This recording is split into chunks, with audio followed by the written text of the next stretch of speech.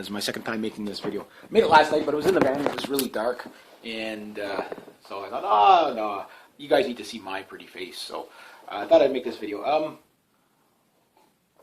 Before I get into the meat and potatoes of the video, I want to just tell you what I did last night, just because it was kind of fun. I had a good time last night, and it was on a whim. So I was like, okay, well, I was going to drive around, do my road rage blog type of thing, and I ended up covering this topic. And I went up from my town to the next town, up in Otter Lake there. And I saw there was like signs of life in the ball field. So I was, okay, well, there's a baseball game going on. I'll go check it out. So I went, sure enough, a little baseball game. I watched a bit. It was kind of chilly last night. And then, of course, I checked the hall. In the hall, they had a band in there.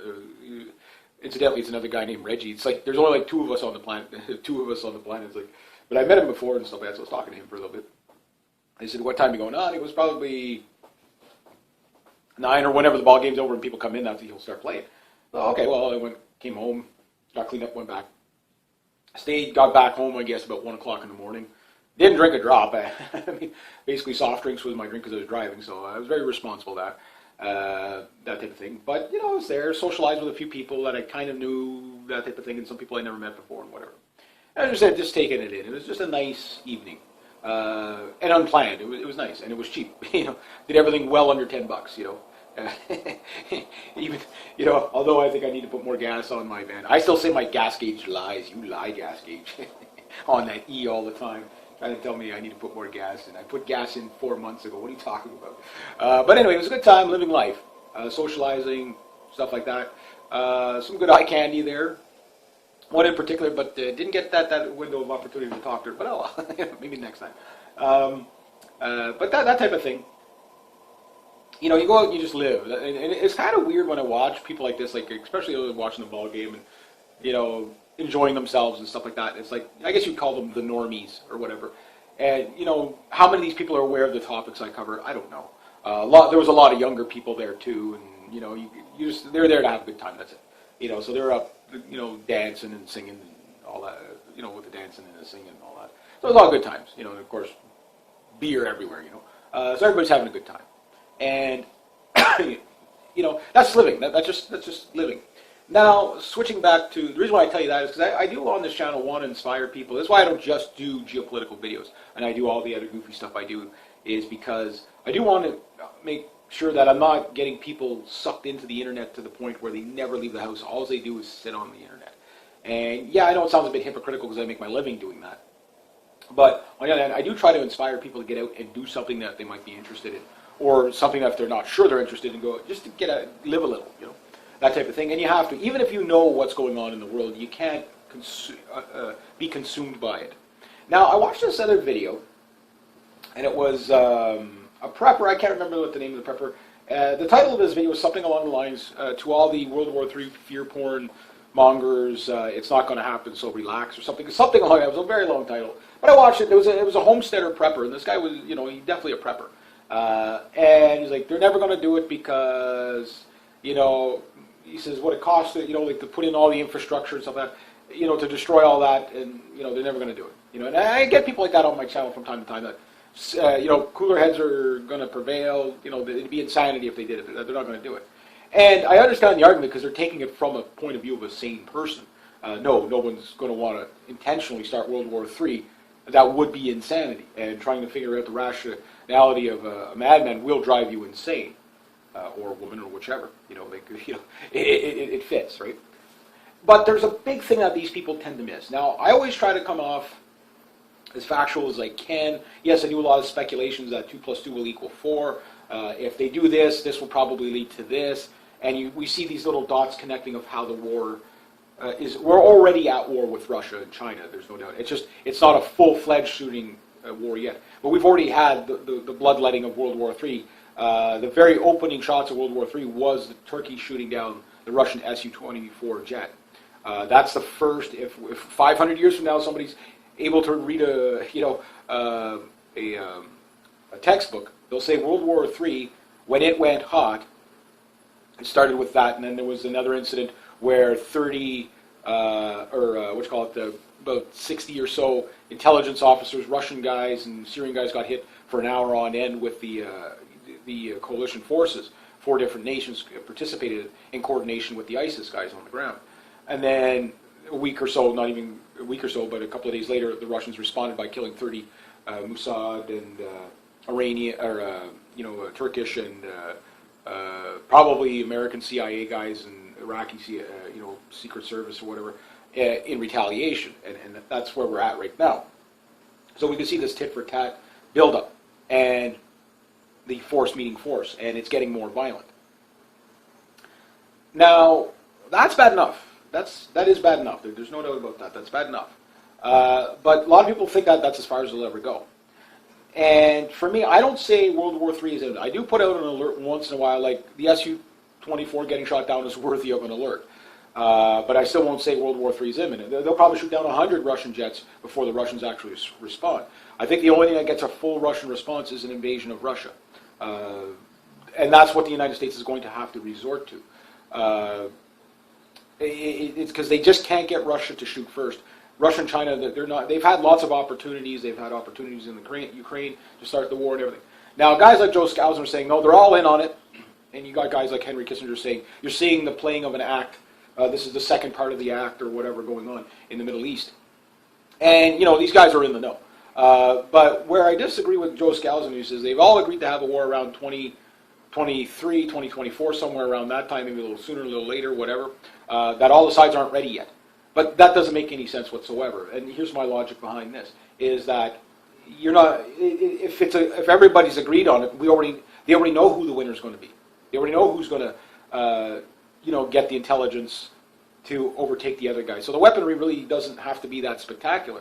It just has to be, okay, well, we're going to fight you, but we have to make it look good, so put up a good fight. We'll give you a few wins here, a few wins there. We'll take a few losses, you take a few losses.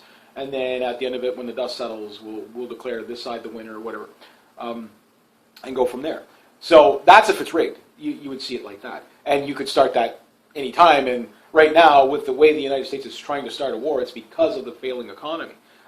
You've got 94 to 96 million people out of work in the States, and a growing unemployment here in Canada and every country.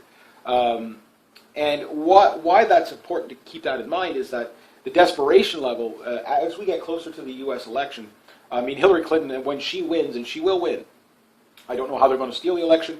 If they can't steal the election, they cancel the election. And if they cancel the election, the best thing to do is start a war. And you can clearly see all the war hawks in Washington trying to get a war going with Russia and China. The Red Scare is at full alert. It's, war is imminent. And this is coming from the government, and the government that's pushing it. Now, you also have to understand that the United States has a death and debt-based economy, meaning you take the petrodollar or you get democracy JDAMs like Saddam and Gaddafi and, now in Syria.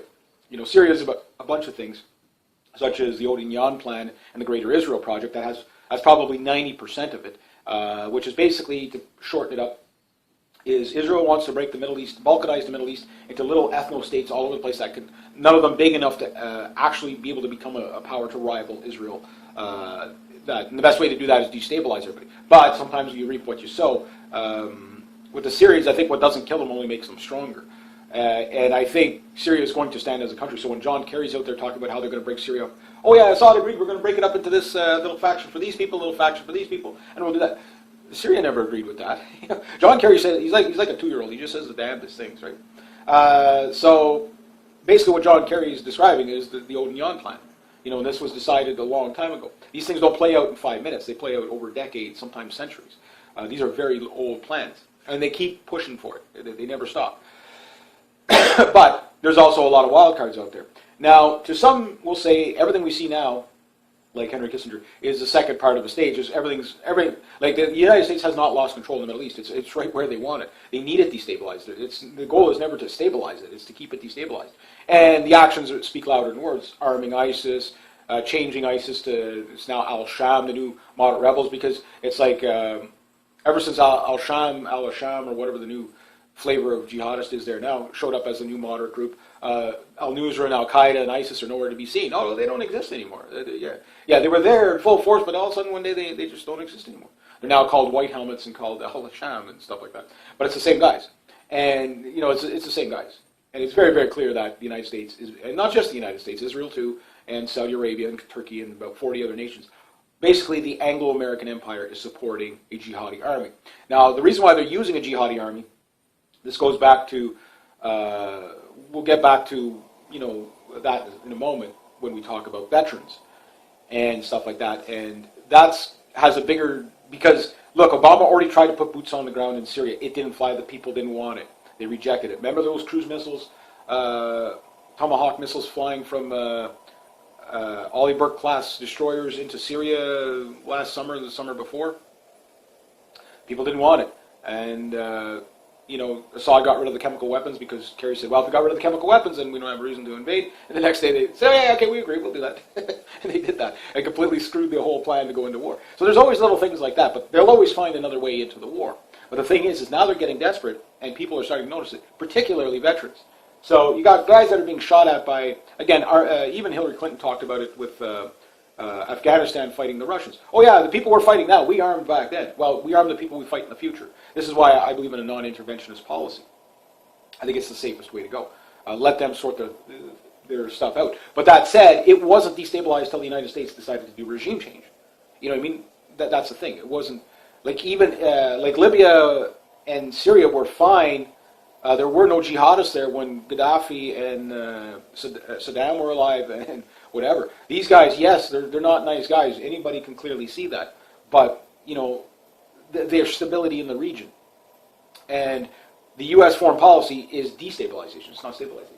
For freedom and democracy and the women and children. But yeah, they kill more women and children than anybody. Now, soldiers are picking up on this, that they're basically a geopolitical army. Now, there's some that are not. There's some that are still serving in the military, completely unaware of what's going on, but not very many from what it sounds like. Most people are, this is why recruitment, I think, is at an all-time low in the United States, to the point where they're going to be drafting women to fight and get their guts blown out on the front lines. And people are seeing this. They're like, well, we don't want to fight these wars. We don't want these wars. And when these people come back from these wars, there's never any money to treat them. You have 22 veterans a day in the States doing suicide, and about 3 to 4 veterans per day in Canada doing suicide. And around the world, wherever you look, anybody that went to these places, they especially when they find out after that it was a lie. Anybody that served in Desert Storm, and you hear from vet after vet after vet talking about, yeah, I know the Iraq War was a lie. Well, that's got to sting.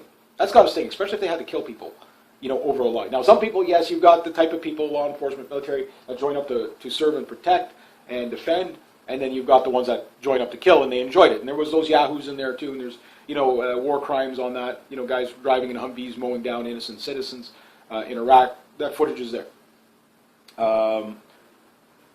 So, yeah, those guys, yeah, they'll never feel bad about what they do. There's the drone pilot that actually enjoys what he does, but there's, I forget how many drone pilots actually have committed suicide. They hit a wedding party or whatever. Okay, we killed the terrorist, but because we're allowed the collateral damage of 30 to 1, so if there's 30 innocent people around that terrorist, too bad for them. That's considered acceptable. And then we wonder where all these jihadis keep coming from. It turns it into a hydra. In other words, the war on terror, like anything, is a racket. War is a racket. They're making a lot of money off this. So people are picking up on that. And that's another danger, because to keep the system going, people have to believe in it. And right now, you're seeing it in every aspect of what you would call the New World Order. I might as well call it the Old World Order now, trying to maintain. People think, the New World Order is getting ushered in. No, it's been here for a long time. They're trying to maintain it and do the final lockdown so that they never lose control. Problem is Russia and China are not playing along. They're not giving up their sovereignty. They're not giving up. They're going to, they're not giving up nation state. All the other westernized countries are, including here in Canada. Trudeau's, signing CETA. They can't wait to sign the Trans-Pacific Trade Partnership. Meanwhile, in campaign, it was like, we're going to be transparent about it. Yeah. We're going to tell you that we signed it. That's about as transparent as they're going to get. But people around the world are rejecting these policies, and it's becoming desperate. It's becoming desperate because if these policies get rejected, it's very clear what's going to happen. The petrodollar is going to fail. Remember, we have to look at the world as two empires: the transatlantic Anglo-American petrodollar empire versus the Eurasian Pacific empire, which the transatlantic system is like Canada, the United States, Europe, and other westernized countries. And then, of course, you have the East with, the BRICS, Russia, China, India, Iran, etc., etc., and some South American countries, some African countries that are now switching to that empire. They're starting. It'll be a little while yet before it fully gets going, but the Chinese is now, a reserve. It was only a couple of years ago. That'll never happen. The Chinese cannot become a reserve currency. Well, it is now. Past tense. It's not in full flow yet, but as soon as it starts to ramp up, The only thing the Chinese have to figure out what to do, so their economy, I mean, their economy's rigged too, but the only thing they have to do is figure out how to get rid of that $4 trillion of U.S. treasuries. They've been building these mega cities. Nobody lives in them. Like, it's bizarre. Just so that they're not caught holding useless paper. So instead, they've been buying tons and tons and tons of gold. Now, that said, they're going to take a loss at some point. There's no doubt about that. But they've been backing their currency with gold. They've been stuff like that more than just about anybody. And nobody knows what they have. And the day they release what they have in official numbers, the U.S. It's calling the U.S. dollar out, and that is going to be a very bloody day. It's going to be very chaotic, and you'll have a financial collapse globally. It'll hurt China too, but they're setting themselves up to, they're battening down the hatches because they know that's coming. You know, even if it's rigged, they know it's coming. And the Russians are doing the same thing. Now, everybody's economy is going to get hit, but out of the ashes comes these new economies. Now, the thing is the New World Order can't have that, or the Old World Order can't have that. So they have to start a war. Now, this comes back full circle to what we were talking about, where this prepper was going on. He goes, you got all these people just, you know, basically giving out all this doom porn and stuff like that. And I don't really want to come off as doom porn. I really don't. Maybe, I know some of it does. I mean, we're talking about World War III, not, you know, puppy dogs and bicycles. So obviously it's going to have a doom aspect to it. Some of you guys get your doomgasms on every time I release a video. And you think, okay, that's great. Some of you just see it as entertainment. Some of you see it as, okay, well, it's good to know.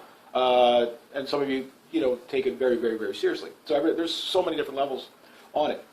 My goal is not to just sensationalize.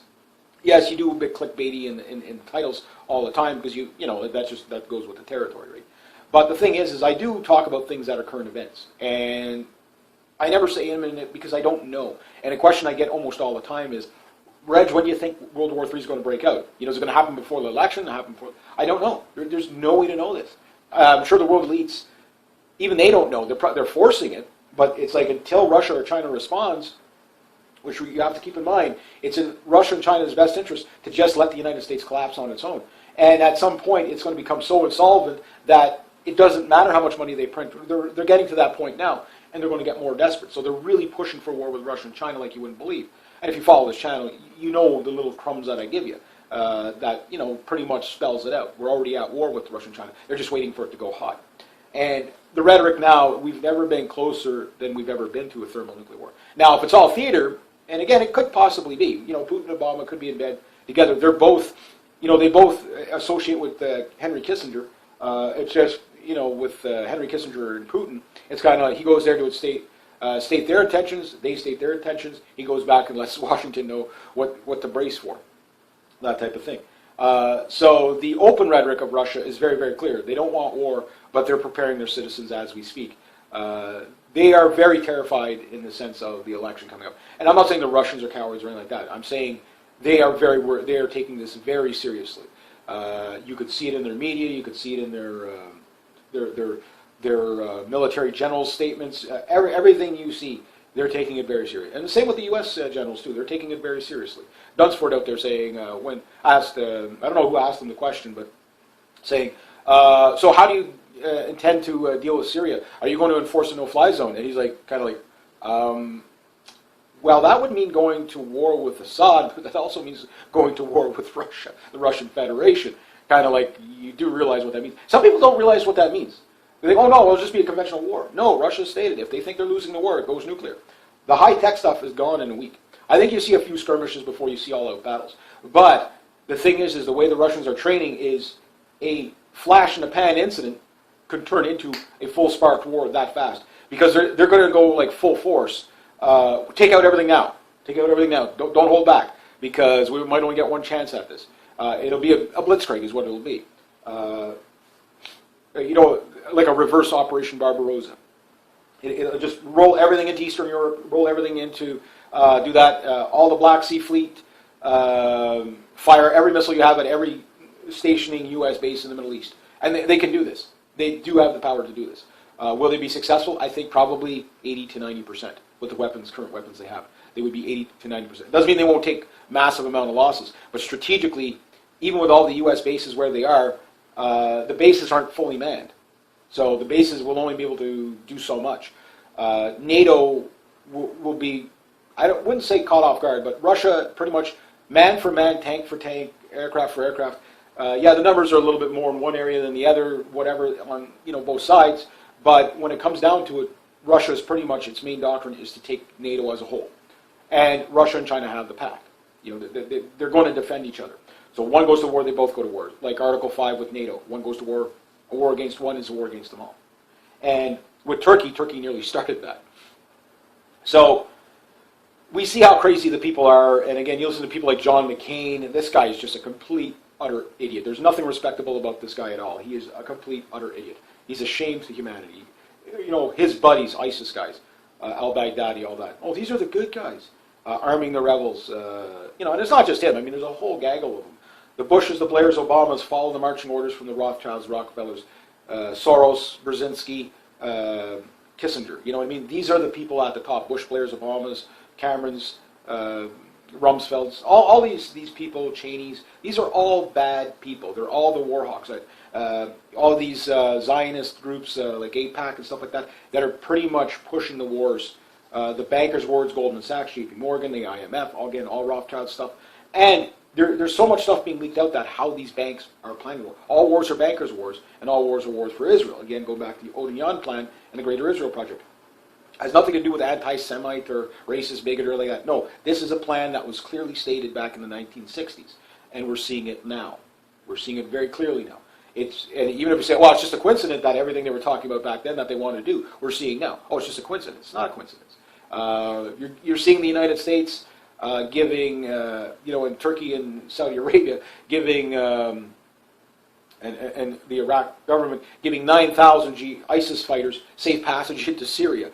Like I said, they're corralling this jihadi army, this proxy army, to fight Assad. And the idea to fight Assad was, pipelines have a lot to do with it, but the petrodollar has everything to do with it.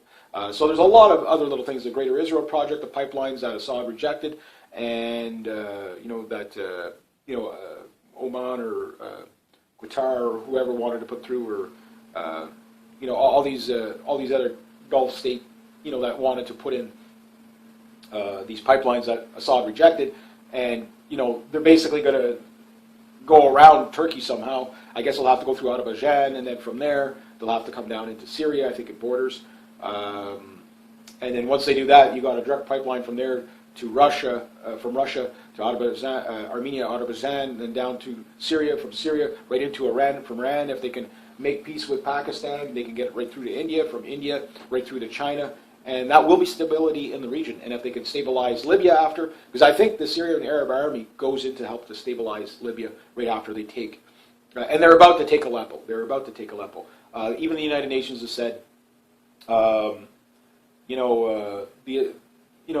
Assad has said, probably by Christmas, ISIS is they're not going to have any strongholds left. They'll be on the outskirts, but on the outskirts, they'll fight those guys for 20 years on the outskirts. They don't care about that. They're going to retake the cities. And as Syria stabilizes, the surrounding areas are going to destabilize. Particularly, right now you see the United States trying to get a war going with Yemen. They have to get in there directly now. So another war. Oh, geez. And you also have to understand that, the Russians right now, they've drawn their line in the sand, and it's not like Obama drawing the red line in the sand. The Russians, this is why they're preparing for war, because they don't, they're not, I've always said it like this, when the Chinese call a bluff, it's a 50-50. If they win everything. If they lose, they don't lose much. The Russians are different. When they call a bluff, it's 50-50. If they win the table. If they lose an arm. That's kind of the way they go. They're all in. But Russia has been invaded how many times? So they know that they have to, at some point, they might have to go to Khrushchev's plan, which was, if they believe a strike was imminent, they reserve the right to preemptively strike. And they took that doctrine away for a long time, but it's back now. So if they see the right signals, they might actually act.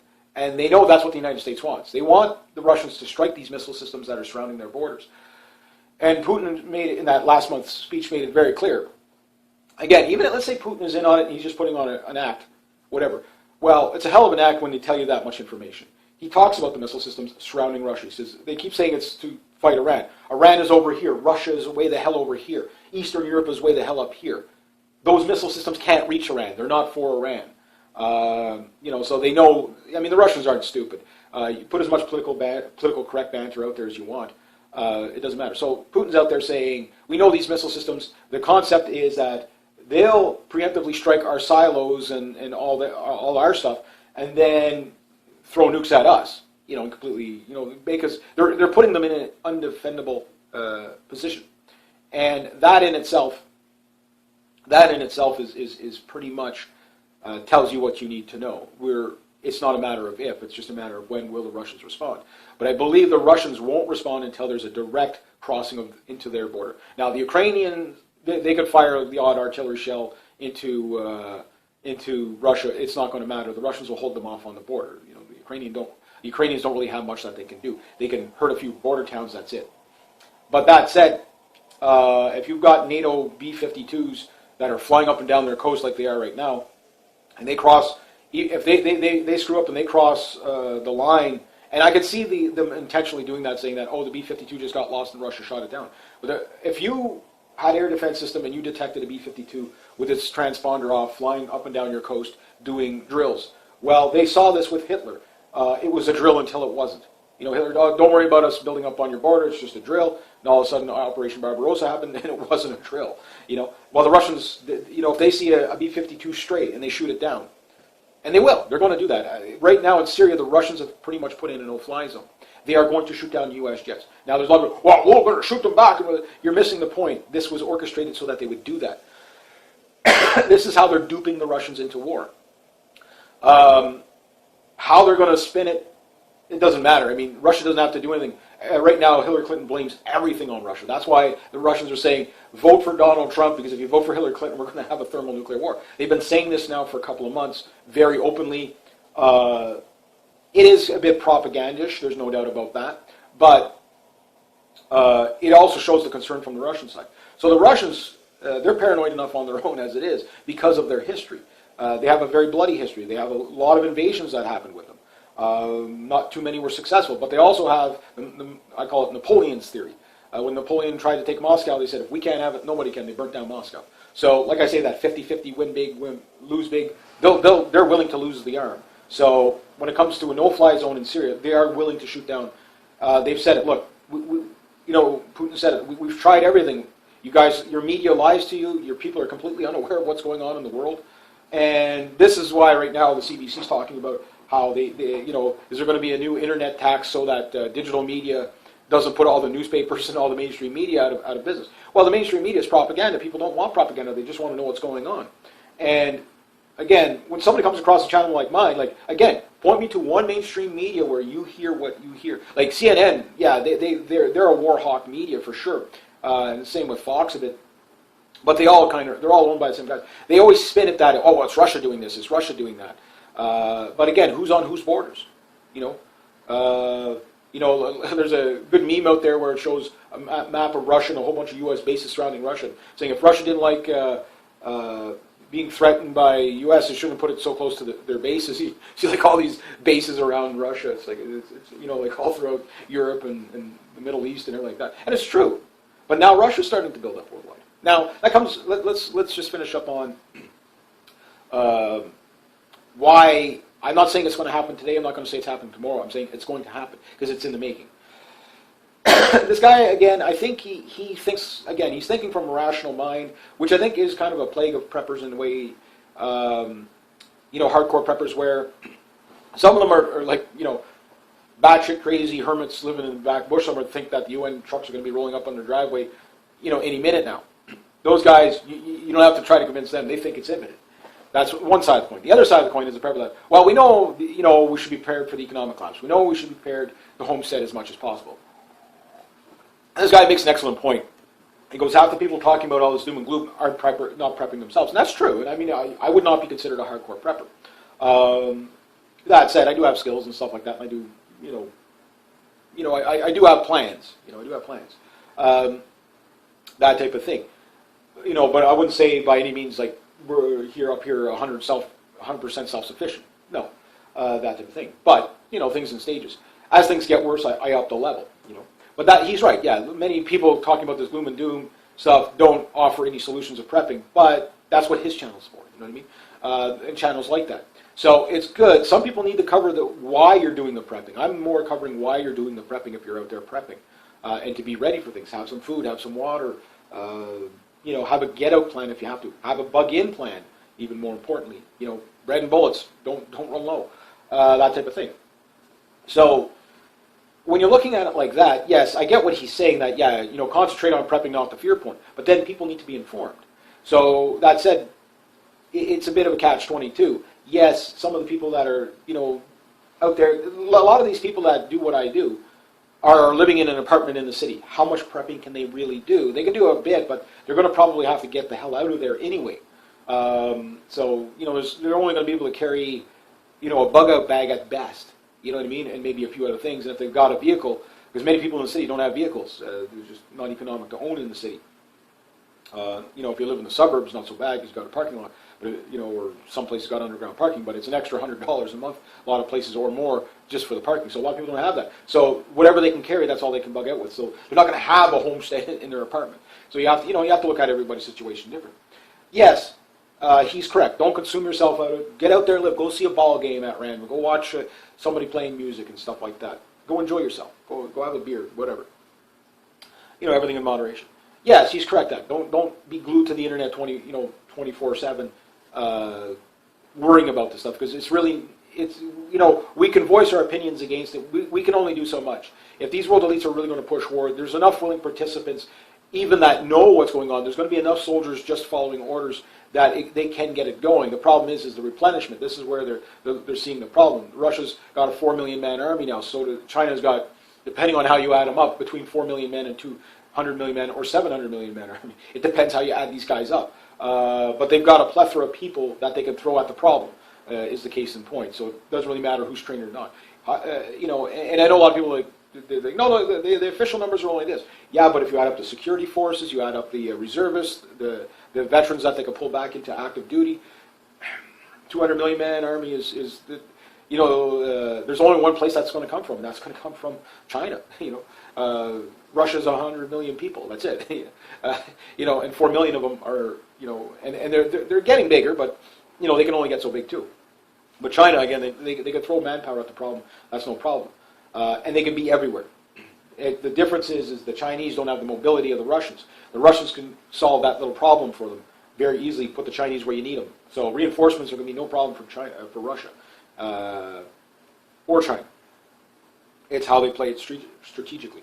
Now that said, so that guy's right on the prepping thing and stuff like that. And yeah, there are people that fear porn. World War III is imminent and stuff like that. And I always say, don't go with that, because I think that is disingenuous. Because look, the Turks already shot down an Su-24, and I've pretty much been consistent that they're probably going to lose quite a few. Russia will lose quite a few aircraft and warships before they actually really fire back. But they will do force for force. They've already said that. You sink our warship, we're going to sink 2 of yours, and we're going to take out your bases. That's how it's going to escalate, and it's going to escalate fast when it does. And if Russia thinks NATO is coming, bang, they send out everything all at once. The Blitzkrieg. That's one doctrine, the Soviet doctrine, that they never got rid of, and that goes back to the Blitzkriegs of World War II. The Germans figured out that if you just rush the positions, even guys with bolt-action rifles, you get 10 guys running out their position, you'll get these guys on the reload. So you might lose quite a few guys in the thing, but you'll overrun the position. And then, of course, with the invention of the AK-47, they took that doctrine to a new level. What they did is say, we're going to get rid of the bolt-action Mosin Nagant bit and replace it with a semi-automatic battle rifle, battle marksman's rifle, sniper rifle, with the Dragunov. That guy could sit on, jump out, take his time, and slowly pick off targets, with accuracy. But on the initial contact, jump out of the vehicle, spray and pray 600 rounds a minute with your AK-47. You'll expend a lot of ammo, but you might just win. So you're not even really aiming. And the U.S. military has taken that too. You get fired one shot on, you fire 10 shots or 100 shots back, you overwhelm them with force. So it's just a numbers game. If you have 600 rounds a minute going that way, it's a lot better than 6 rounds a minute coming this way. So that's why on the AKs, the full auto is the first feature.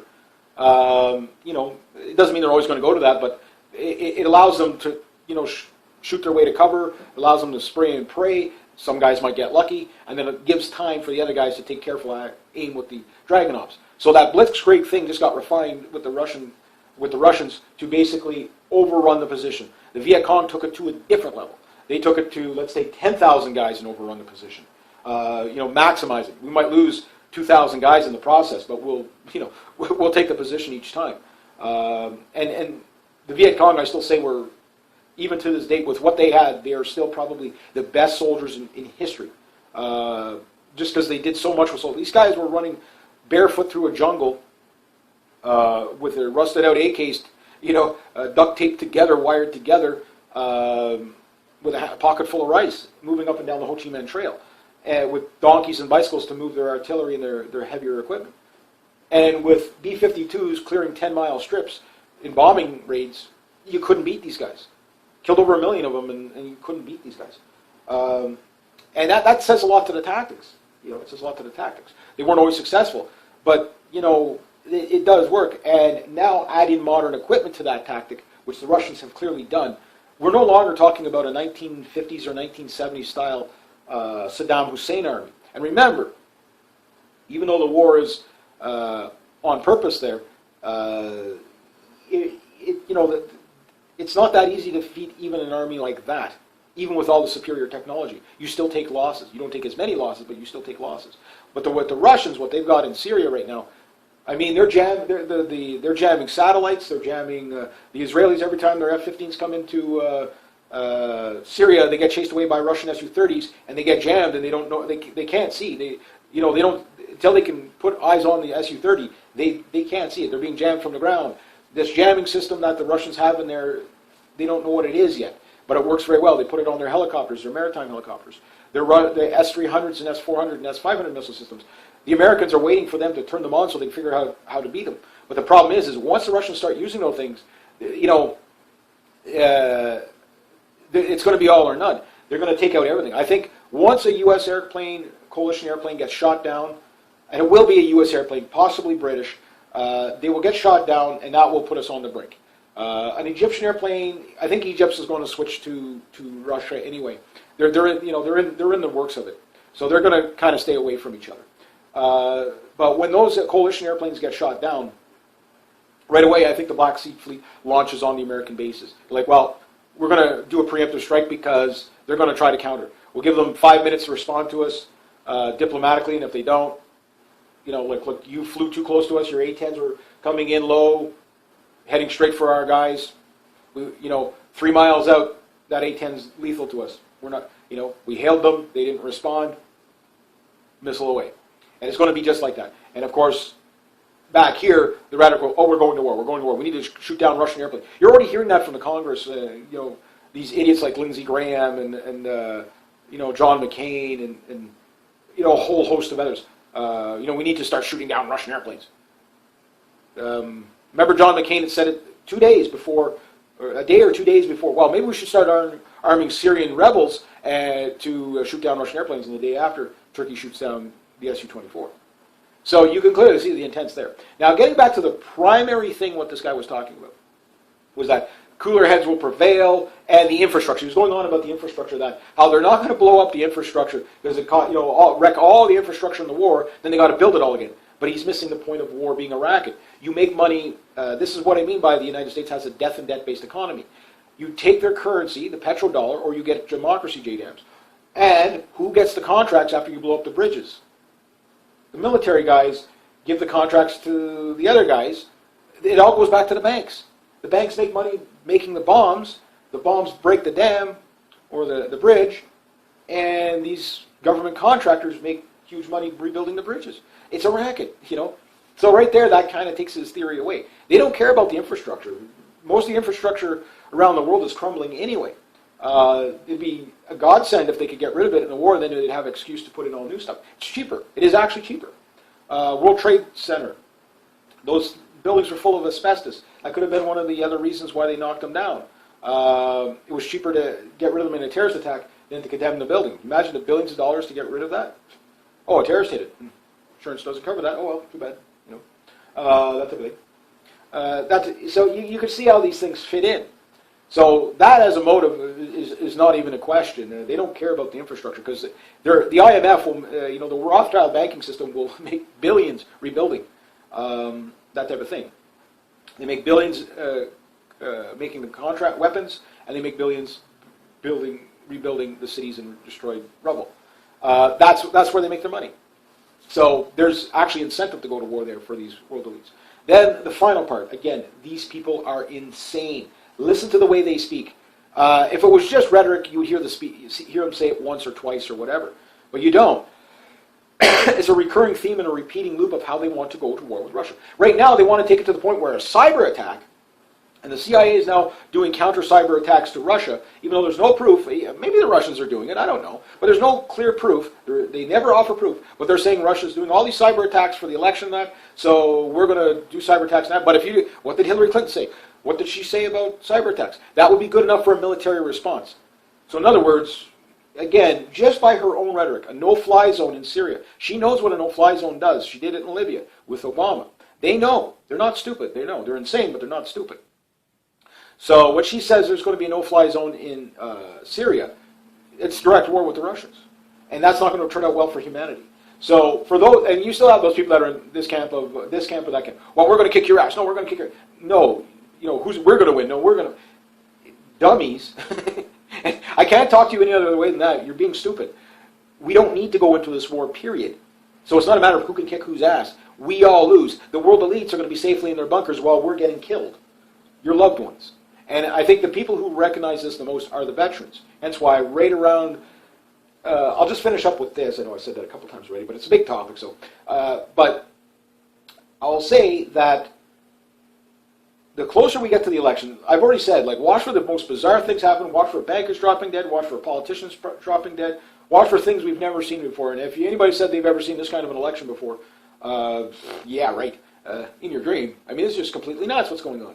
Now, I'm not saying Donald Trump won't have some wild cards of his own. He is an authoritarian by nature. This is not a man you can normally say no to. And he will be very authoritarian. But with a Donald Trump win, I believe you'll get a civil race war and an economic collapse. But you'll survive that. I think after 4 years of Trump, you're stepping in the right direction. You're still in a mess, but you're stepping in the right direction. Because nobody's going to work with Trump if he were to win. However, because I'm so convinced, and I put my money where my mouth is, because it's so rigged, this is why Hillary Clinton is going to win, because it's her turn, that I'm willing to buy $100 worth of non-perishable foods, take it to the Shepherd's of Good Hope there in Ottawa, soup kitchen, and donate that if Donald Trump wins. Because I'm so convinced Hillary Clinton's going to win. Not because I want her to win, because it's rigged. It's the same reason why we haven't had the economic collapse yet. And I've been consistent. No economic collapse until war comes. And that's why they're trying so hard to get the war to go. So the bankers can blame Russia or China or whatever for the economic collapse. They might try to blame a Trump win on it. But I think if they can't get a win with Trump, because Trump, the reason why they can't let him win is a couple of reasons. Number one, if he's the real deal, if he puts Hillary Clinton in jail, that takes down a lot of other people. Kissinger, Brzezinski, Rothschilds, Rockefellers, media. You're seeing it now. You're seeing the first wave, what I call hellhounds, call them spooks of the conscience, patriots, whatever, trying to put Hillary Clinton in jail and going after all the people that have been defending her, and they're putting them in front of Congress and giving them immunity so they can get her. But they need to put them in jail too. These people that enable the system are just as guilty. They're just as guilty, even if they might seem innocent. Well, I was just doing my job. Just following orders doesn't fly in this day and age anymore. The Henry Kissingers and Brzezinskis and Soroses and Rothschilds, Rockefellers wouldn't have the power they have in the world if good people would do something, and not go along with it. Say, no, this is criminal activity. I'm going to call you out right away. And the judges and lawyers. I mean, he's going to go after judges, lawyers, everything if he wins. So they can't let him win, and they can't kill him because there'll be a military coup the second after. If Donald Trump gets knocked off, you're going to have a civil war in the States big time. And no amount of George Soros funding for Black Lives Matter is going to turn it into a race war. They'll just get anybody that's on that side of Hillary Clinton is going to be shot in the streets. It will get that violent. There's no doubt about it. It happened before in 1776. There's no reason why it wouldn't happen again. And like every time in history, you always hear the same thing. We never thought that could happen here. This is a nice place. It's so overly quoted that this should be the first thing a prepper should pick up on, that it can happen here, and it most likely will happen here if you look at these dots that are connecting. So is it fear-porn? Well, it's fearful. It's something that you should be... I listen to these leaders. I listen to an hour-long or 3-hour-long speeches of Putin. I listen to hour-long speeches of Donald Trump and Hillary Clinton and stuff like that. And you don't just do it once, and Obama and stuff like that. I've listened to these people speak on these issues so much that you really know what...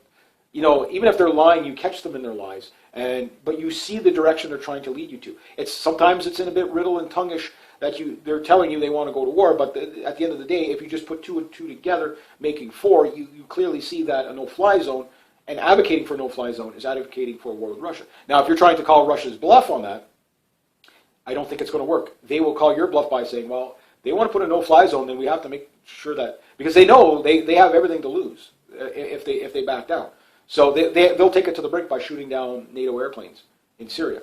And that takes us right to the brink of war. At that point, it's like, your move. We just shot down your guys, what are you going to do? You know what I mean? And so you can see how this escalates. Oh, they'll never do it. You got one Russian jet down already. You've got 30 intelligence officers throughout the, killed by the Russians already, and 60 to 80 killed by the coalition forces. It's escalating. It's clearly escalating. So, force meets force. So yes, we will have a thermonuclear war. It's not a matter of if, it's just a matter of when. I just don't know the when. If I knew the date and time, I'd tell you. But we can't predict it that easily. There's a lot of things that are going to happen first. But when it takes off, this kind of a war will be a very fast war. It will go from an incident one day, and within 3 weeks, there's nothing left but rubble. It might even go faster than that. Again, with all the things played in, I get it. You don't want people glued to the fear porn and not living their lives. Sure, go out, live your life. Again, there's only so much you can control. Make people aware. But, until we see protests in the streets in Moscow, in Washington, and everywhere else to get rid of nukes, roll the darn things into the sun, I don't care what they do with them. Just get them off this planet. They're too dangerous. Until we see that, we're on that path. We're going the wrong way. And we're also doing it at a pace that is just insane. The pressure is on so high that an incident is almost impossible not to happen. And what's the incident going to be? I don't know. But again, at what point do the Russians say we have to do preemptive strike on? They don't want to do it. You could clearly see, because they've had so many opportunities to start a war, and they're as ready as they're ever going to be. They're as ready as they're ever going to be.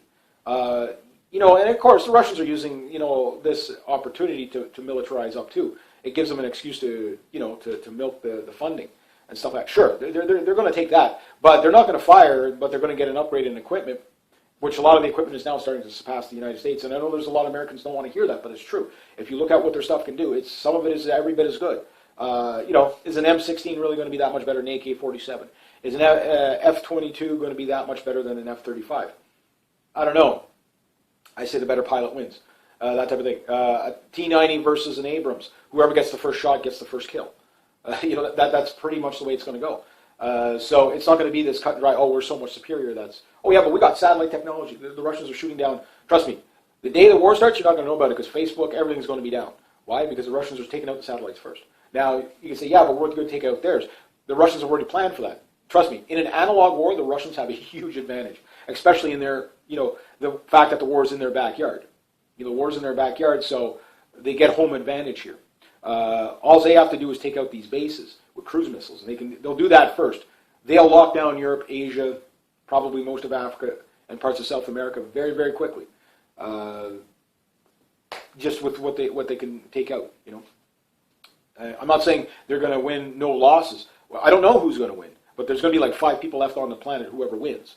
That's the point that should be made closest, that we don't really want to get into this thing. So it's not who's going to win, who's going to lose. We all lose. But yes, the world elites are trying to get us into a war. The world, there's so many problems. Rothschilds and Rockefellers saying, we're on the brink of a war. When these people tell you that, there's nobody else on the planet. These people are responsible for the wars. Of course, they're telling you the truth. They're not fear-porning you. They're telling you the truth. So don't be fooled by that. Yes, some people might sensationalize, World War III is imminent. Yeah, that is disingenuous, because we don't know if it's imminent or not. But we can say this incident is definitely something to look at. That type of thing. So right now the United States is at DEFCON 3. That's pretty big. That's serious. That's very serious. So we know that this has happened a couple of times in the past year or so, where we go to that level, where you weren't seeing that for decades. DEFCON 3 was like Cold War, what I mean? The first Cold War. We're definitely in a new Cold War, which went hot, now has gone cold again. But it's going to flare up at some point. And yes, the guy's correct. Be prepared for that. And no, you shouldn't, just follow doom porn all the time. Live your life, go do something enjoyable, sure. But on the other hand, to say that, no, it's never going to happen because saner heads are going to prevail. Well, look at the insanity we're looking at. We're not dealing with saner heads. This is, again, trying to figure out the rationality of a madman will drive you insane. These people are clinically insane. They may talk like they're rational, but they are clinically insane. These people are nihilistic beyond belief. They love death and destruction. It's their religion. It's their cult. And they can't even, it's an Emperor Nero effect. They can't see their own demise. They think they're just going to go below ground for a little while, come back up and start the whole system over again. That's their goal. That's what they tried to do with World War I, World War II. It's just now where World War II ended, this is where World War III picks up. So anyway, I'll leave it at that. So I thought it was a good video, and he made a lot of good points. But I also thought that we was kind of missing some of the bigger points. The two big ones is war's a racket, empires are fighting, and the third is, we don't have saner heads here. We've got, and again, how many times in history, I can't stress this enough, pick any genocide, any war, everywhere, you'll always hear civilians saying, we never thought this could happen here. This is a nice place. Quoted time and time. Go back as far, even pre-Roman Empire, you'll hear that. We thought this was a nice place. We couldn't believe it happened. Well, it can, and it can happen wherever you are. Anyway, I'll leave it at that. So if you like this kind of content, please consider making a donation to the channel. Links down below. Thank you so much to everybody else. Next to that, rate, subscribe, share, comment, like. Be true to yourself, be true to others. Always do the right thing, and have yourselves a great day. Good day, hi, and welcome. All right, take two. This is my second time making this video. I made it last night, but it was in the van. It was really dark, and so I thought, no, you guys need to see my pretty face. So I thought I'd make this video. Before I get into the meat and potatoes of the video, I want to just tell you what I did last night, just because it was kind of fun. I had a good time last night, and it was on a whim. So I was like, okay, well, I was going to drive around, do my road rage blog type of thing, and I ended up covering this topic. And I went up from my town to the next town, up in Otter Lake there, and I saw there was like signs of life in the ball field. So I was, okay, well, there's a baseball game going on. I'll go check it out. So I went, sure enough, a little baseball game. I watched a bit. It was kind of chilly last night. And then, of course, I checked the hall. In the hall, they had a band in there. Incidentally, it's another guy named Reggie. It's like there's only like two of us on the planet. It's like, but I met him before and stuff like that, so I was talking to him for a little bit. I said, "What time are you going on?" It was probably 9 or whenever the ball game's over and people come in. After he'll start playing. Well, okay, well, I came home, got cleaned up, went back, got back home. I guess about 1 o'clock in the morning. Didn't drink a drop. I mean, basically, soft drinks was my drink because I was driving, so I was very responsible that type of thing. But, I was there, socialized with a few people that I kind of knew, that type of thing, and some people I never met before and whatever. And I was just taking it in. It was just a nice evening, and unplanned. It was nice, and it was cheap. Did everything well under $10. Even, although I think I need to put more gas on my van. I still say my gas gauge lies. You lie, gas gauge. On that E all the time. Trying to tell me I need to put more gas in. I put gas in 4 months ago. What are you talking about? But anyway, it was a good time living life, socializing, stuff like that. Some good eye candy there. One in particular, but didn't get that window of opportunity to talk to her. But oh well, maybe next time. But that type of thing. You go out and you just live. And it's kind of weird when I watch people like this, like especially watching the ball game and, enjoying themselves and stuff like that. It's like, I guess you'd call them the normies or whatever.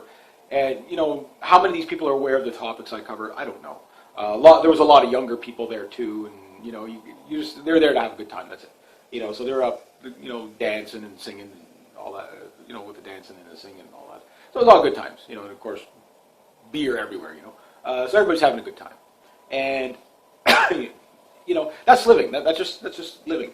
Now, switching back to, the reason why I tell you that is because I do on this channel want to inspire people. That's why I don't just do geopolitical videos, and I do all the other goofy stuff I do, is because I do want to make sure that I'm not getting people sucked into the internet to the point where they never leave the house. All they do is sit on the internet.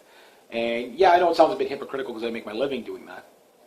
But on the other hand, I do try to inspire people to get out and do something that they might be interested in, or something that if they're not sure they're interested in, go just to live a little, that type of thing. And you have to, even if you know what's going on in the world, you can't be consumed by it. Now, I watched this other video, and it was a prepper. I can't remember what the name of the prepper. The title of this video was something along the lines, to all the World War III fear porn mongers, it's not going to happen, so relax, or something along that. It was a very long title. when I watched it, it was a homesteader prepper, and this guy was, he's definitely a prepper. And he's like, they're never going to do it because, he says what it costs to, like to put in all the infrastructure and stuff like that, to destroy all that, and they're never going to do it. And I get people like that on my channel from time to time that, cooler heads are going to prevail. It'd be insanity if they did it. They're not going to do it. And I understand the argument because they're taking it from a point of view of a sane person. No one's going to want to intentionally start World War III. That would be insanity. And trying to figure out the rationality of a madman will drive you insane, or a woman, or whichever. It fits, right? But there's a big thing that these people tend to miss. Now, I always try to come off as factual as I can. Yes, I do a lot of speculations that 2 + 2 will equal 4. If they do this, this will probably lead to this. And we see these little dots connecting of how the war is. We're already at war with Russia and China. There's no doubt. It's not a full-fledged shooting war yet. But we've already had the bloodletting of World War III. The very opening shots of World War III was the Turkey shooting down the Russian Su-24 jet. That's the first. If 500 years from now somebody's able to read a textbook, they'll say World War III, when it went hot, it started with that, and then there was another incident where 30, about 60 or so intelligence officers, Russian guys and Syrian guys, got hit for an hour on end with the coalition forces. 4 different nations participated in coordination with the ISIS guys on the ground. And then a week or so, not even a week or so, but a couple of days later, the Russians responded by killing 30 Mossad and Iranian, or Turkish and probably American CIA guys and Iraqi, Secret Service or whatever, in retaliation, and that's where we're at right now. So we can see this tit-for-tat buildup, and the force meeting force, and it's getting more violent. Now, that's bad enough. That is bad enough. There's no doubt about that. That's bad enough. But a lot of people think that that's as far as it'll ever go. And for me, I don't say World War III is imminent. I do put out an alert once in a while, like the Su-24 getting shot down is worthy of an alert. But I still won't say World War III is imminent. They'll probably shoot down 100 Russian jets before the Russians actually respond. I think the only thing that gets a full Russian response is an invasion of Russia. And that's what the United States is going to have to resort to. It's because they just can't get Russia to shoot first. Russia and China, they're not. They've had lots of opportunities. They've had opportunities in Ukraine to start the war and everything. Now, guys like Joe Scalzo are saying, no, they're all in on it. And you got guys like Henry Kissinger saying, you're seeing the playing of an act. This is the second part of the act or whatever going on in the Middle East. And, these guys are in the know. But where I disagree with Joe Scalzo, he says they've all agreed to have a war around 2023, 2024, somewhere around that time, maybe a little sooner, a little later, whatever, that all the sides aren't ready yet. But that doesn't make any sense whatsoever. And here's my logic behind this, is that you're not, if everybody's agreed on it, they already know who the winner's going to be. They already know who's going to, get the intelligence to overtake the other guy. So the weaponry really doesn't have to be that spectacular. It just has to be, okay, well, we're going to fight you, but we have to make it look good, so put up a good fight. We'll give you a few wins here, a few wins there. We'll take a few losses, you take a few losses. And then at the end of it, when the dust settles, we'll declare this side the winner or whatever, and go from there. So that's if it's rigged. You would see it like that. And you could start that any time. And right now, with the way the United States is trying to start a war, it's because of the failing economy. You've got 94 to 96 million people out of work in the States, and a growing unemployment here in Canada and every country. And why that's important to keep that in mind is that the desperation level, as we get closer to the U.S. election, I mean, Hillary Clinton, when she wins, and she will win, I don't know how they're going to steal the election. If they can't steal the election, they cancel the election. And if they